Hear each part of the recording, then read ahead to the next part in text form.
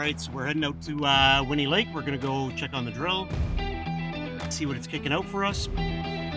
Bought a few holes, flag a trail, and find a location for the second drill to be parked for the Christmas break, so we can start off fresh in the new year. So let's go. Jingle bells.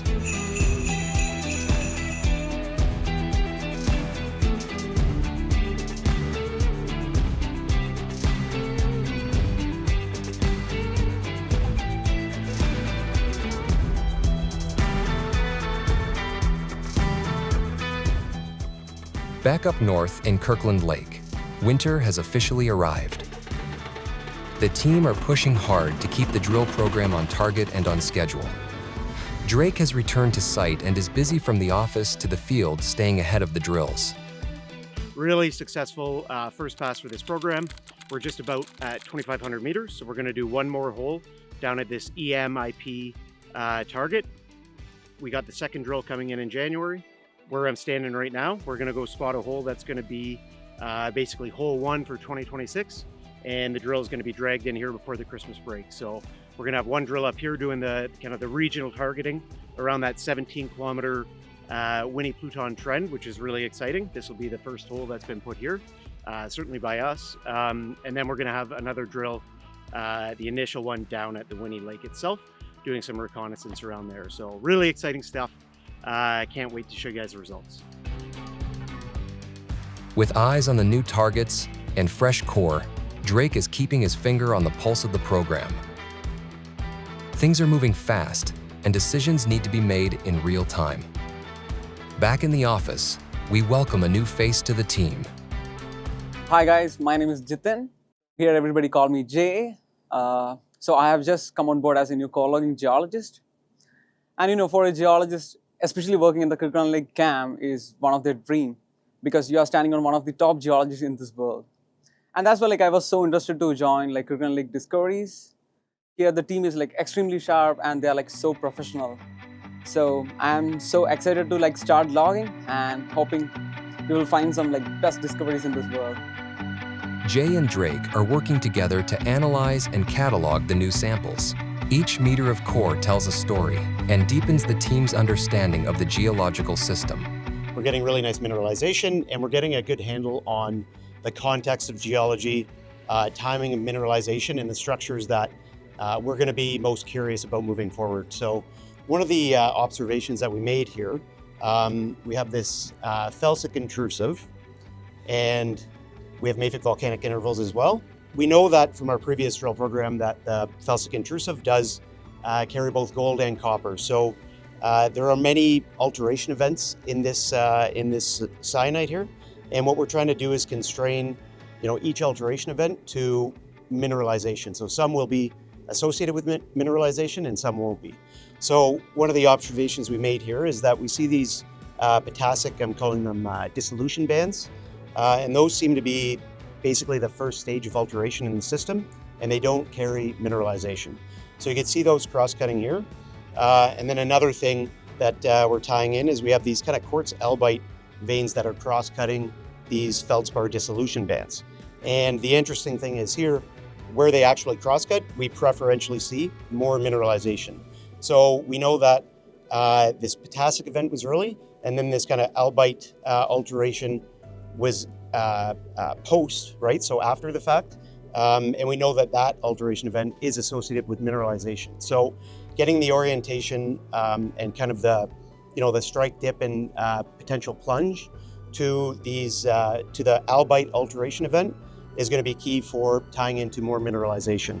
And with the orientation of drilling that we're doing, we're getting a good handle on it because we were going, basically parallel to a known fault. And then we went perpendicular to it. So we got a basically good cross-cutting and core intercept, clues for telling us what's happening below the surface. So there's another really interesting feature in this, and it might be in another piece of core, but you see these mafic xenoliths, so mafic plasts within the actual syenite itself. And then you have the feldspar dissolution bands cross-cutting those clasts. And then you have the albite cross-cutting both the clast and the feldspar dissolution bands. And where that happens, we see even more mineralization. So really good features to pick out, but we try to constrain the timing of mineralization and then the orientation associated with that. Things are well in order at KLDC. Moving away from site, Ryan and Ben have an exciting new development to share. Hey Treasure Hunters, I'm super excited to be here. My name is Ryan Lunney. I am the new head of corporate development for Kirkland Lake Discoveries. And we made a pretty exciting announcement today with the acquisition of the Mirado property.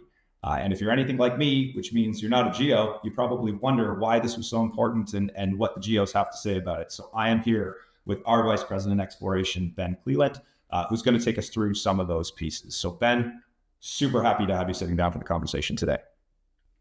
Yeah, thanks for doing this. It's a great opportunity to share this exciting news. Awesome. Well, let's start with that announcement. What really drew our attention to the Mirado property? What makes it exciting? Well, first of all, you're starting in a prolific camp here, so anything that comes up for acquisition potential is always exciting. It's an area that's just littered with gold. We've got past producing mines, active mines, new targets all over the place. Whether you're north of the fault of the main break or if you're south, everything is fertile. So this is the Mirado property just sitting to the south, directly south of our flagship claims. And what we're looking at here is about 2,500 hectares of land made up of 177 claims and 21 patent claims. Zooming into the project location here, what caught my attention right off the bat is the past producing mine. This is often the most exciting part. It's a great place to explore. We talk about a lot exploration in the shadow of head frames is a great starting point, and that really gives us an opportunity here, which is sort of establish the high potential of gold in the area.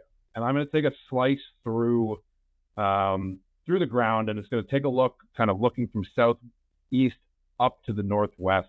So we're looking at the cross section here, and what we can see is we've got historic drill holes, and these are gold grades that we see in all the colors there. And in the background in black, these are the historic workings, the lowest of which is only 150 meters deep. This is incredibly shallow for the Kirkland Lake area, where mineralization has been mined at a significantly deeper depth.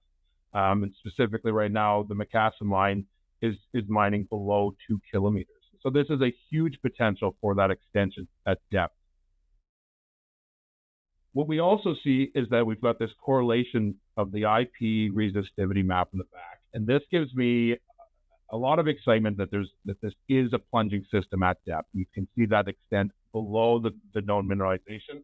And this type of low-hanging fruit, this is the best type of drill target that we can start with to be able to build the ounces in an area around a past producing mine like this. On a more regional scale, we start to see some of the major structures that bisect this area. We've got a fault to the west, we've got a fault to the east, we've got a secondary series of faults that are cross-cutting perpendicular through the project. And when we first look at these, we can see that they're starting to line up with some of the historic showings, the gold showings, some of the geochemistry done by previous explorers, everything back to the old prospector showings from up to 100 years ago. This really gives us a lot of confidence and excitement of not only what we see at the old Mirado mine, but this project scale opportunity for more discovery. So very excited to do the work around Mirado, but also looking at applying our techniques and our exploration philosophy from Kirkland Lake West, going with a high resolution geophysics, high resolution geochemistry, and looking at really honing in on what's driving the mineralization through this entire property. Well, I mean, that's fantastic. Obviously drawing your attention to it. And we know Kirkland Lake well, having spent some time in the area and with our significant package. But maybe that's my follow-up question is going to be, we have 40,000 hectares, like adding another chunk, that gives us even more land to explore. So, what's underneath there? What's in Mirado that said, hey, yeah, we're doing this right now? a lot of land can sometimes seem like a daunting task for an exploration team, and I've done most of my past has been in large camp type projects like this. So the scale doesn't necessarily change too much of anything for us in that sense. It's adding just some additional exploration targets. When you're putting together models, when you're putting together a history and you're trying to target new exploration, sometimes having more claims is better because you're not sort of steered away because of property boundaries or limited access. It comes down to the fact that you can actually look at this as a full geological sequence. And you can now combine what we see up in the north with the new terrains that we have down in the south. I do want to ask a question around the structure of the deal itself, because it's a non-cash deal. And so I had a question as to why that was so important from your perspective as the VP Exploration. Why was keeping the cash reserves on hand such a high important piece at the moment?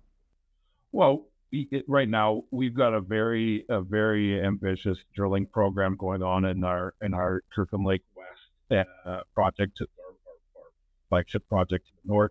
And that's going to continue. This is not going to take away from any of that. And so keeping the dollars allocated to the targets, which are fantastic. Our first drilling round coming up to our holiday break here has been wonderful. We've seen some great intersects of mineralization, and we're really putting together again more of that story of what's driving these minerals around within our area. We focus substantially in and around the Lunney area, the Lunney stock, and that's been a great place for us to understand the structural geology, a lot of the faults that we're seeing, a lot of those conduits and corridors that we're seeing, mineralization. So, yeah, there's still lots to do up in that area, and adding in Mirado is just a great opportunity for us to extend that news flow through the future. I think my last question on this one that I think everybody would want to know is, why now? What made it so that we wanted to snap this thing up at this moment when we do have that other stuff going on at our flagship property in KLS? So I think opportunities like this, you have to act quickly. When an opportunity like this, where you've got ounces in the ground, you've got a past producing mine, you've got one thing we hadn't discussed is the fact that the past producing mine is sitting within patented mining claims. So it's an area where we can take this very quickly and turn it into something a new exploration target on our portfolio. And these opportunities, they don't come up much in camps like this. So you strike while the iron's hot in opportunities like this. Fantastic. I love it. Well, super exciting things coming out of KLDC. Stay tuned for the next Treasure Hunters as there's more exciting news on the way. Thanks so much.